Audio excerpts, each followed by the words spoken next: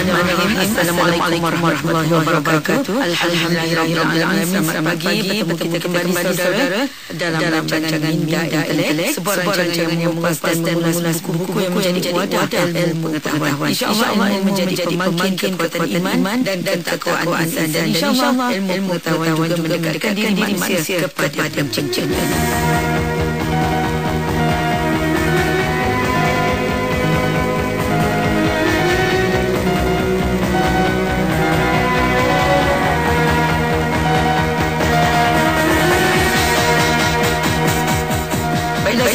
InsyaAllah kita pagi ini akan bersama-sama dengan tokoh akademik kita, Profesor Madya Dr. Makrofa Ismail dari Universiti Putra Malaysia. Assalamualaikum Doktor. Waalaikumsalam. Alhamdulillah Doktor, kita dapat bertemu lagi Doktor untuk membincangkan buku yang sama, iaitu As-Sama' fil Ard yang bertajuk Langit di dalam Al-Quran. Jadi Doktor, kita terus kepada perbincangan kita. Kita fokuskan kepada bintang pula di dalam Al-Quran. Jadi bagaimana yang dikatakan bintang di dalam Al-Quran Doktor?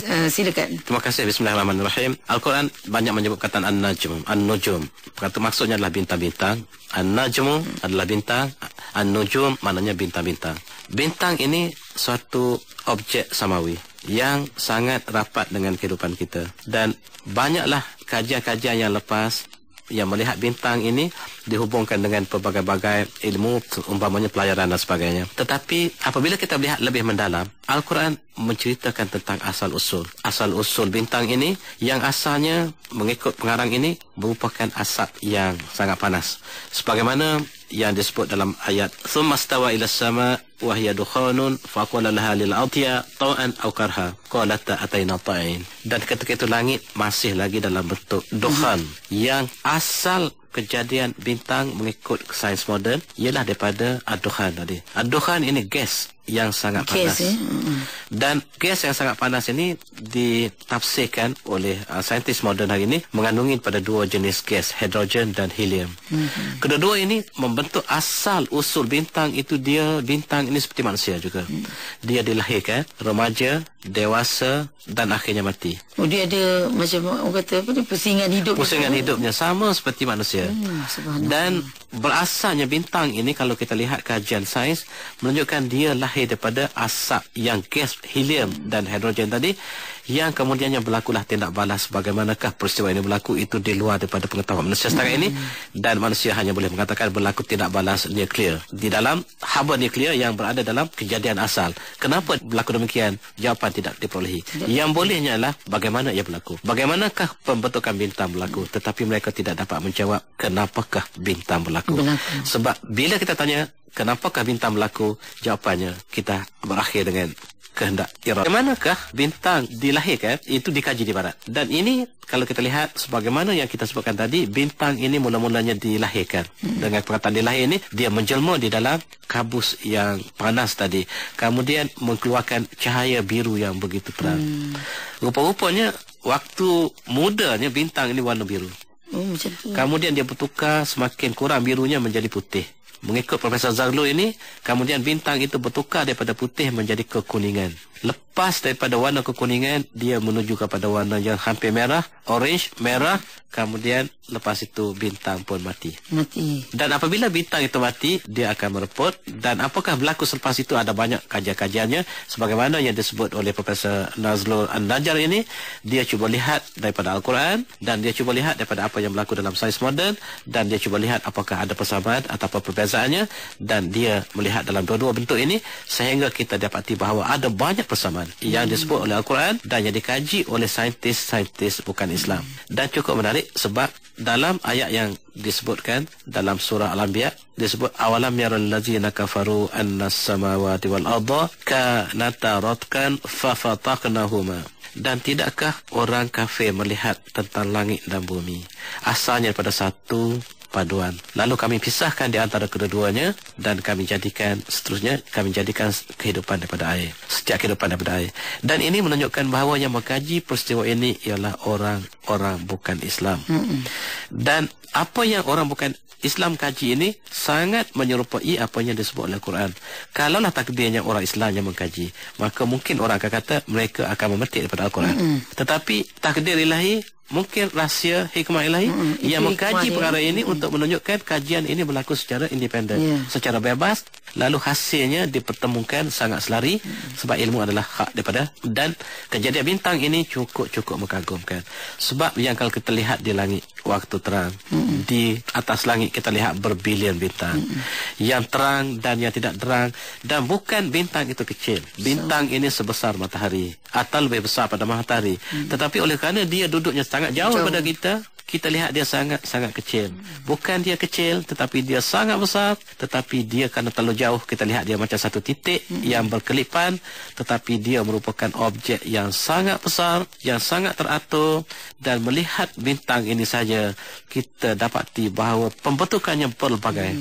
Dia bergabung dalam bintang-bintang ini bercantum-cantum, kerana dia membentuk apa yang kita sebutkan sebagai Al-Majarrah ataupun galaksi. Galaksi ini himpunan bintang-bintang yang entah berapa banyak, berbagai-bagai bentuk bintang. Ada yang kecil, ada yang besar, ada yang sangat besar, ada yang bintang ini kembar. Dia duduk, satu bintang ini bercantum dengan bintang yang lain. Ada yang bercantum dalam bentuk kesatuan. Dan setakat yang saintis dapat lihat, hanya sangat-sangat terhad. Dan apa yang disebut dalam Al-Quran, walaqad zayyana as-samaa ad-dunya bimasabiha wa ja'alnaha rujuman lisyayatin. Dan sesungguhnya kami hiaskan langit dunia dengan bintang-bintang. Hakikatnya yang kita dapat lihat di angkasa raya, bintang-bintang di angkasa raya hanyalah berada di dalam langit dunia baru. Apa yang kita lihat langit dunia, langit yang tujuh entah di mana.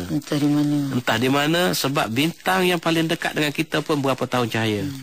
Maksudnya bintang berjalan dengan kelajuan yang sangat tinggi. 300 cahaya bergerak dengan 300,000 kilometer per saat. Dan dia mengambil masa berjuta tahun untuk sampai pada kita. Berbilion tahun. Cuba bayangkan, dalam satu saat sahaja cahaya boleh sampai pada kita sejauh 300 km, 300,000 km.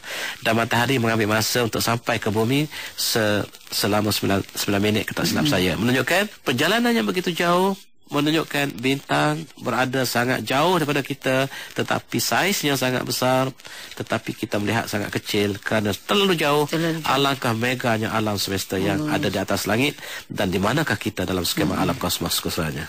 Itulah untuk menggambarkan betapa kecilnya diri kita manusia berada dalam kesatuan kosmos yang begitu besar. Dan ingat, kosmos patuh tunduk kepada kehendak ilahi. Betul. Sebab mereka adalah Muslim.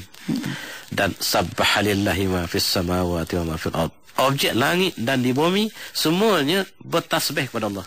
Bermaksud bintang tadi yang beredar dalam galaksi yang begitu mega tadi, rupa-rupanya dalam proses tasbih. Sebagaimana umat Islam mengelilingi Kaabah, begitulah bintang-bintang mengelilingi galaksinya.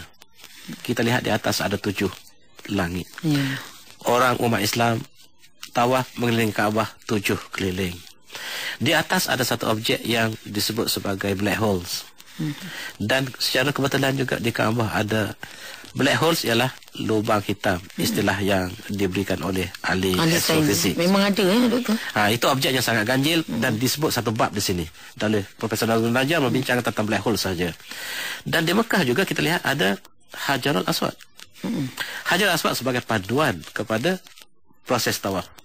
Dan bagaimanakah galaksi, bintang tadi mengelilingi galaksi di dalam arah lawan jam. Begitulah kita tawaf Kaabah lawan jam. Maksudnya jamaah haji dan juga bintang di langit masing-masing menunjukkan manifestasi kepatuhan kepada kehendak ilahi.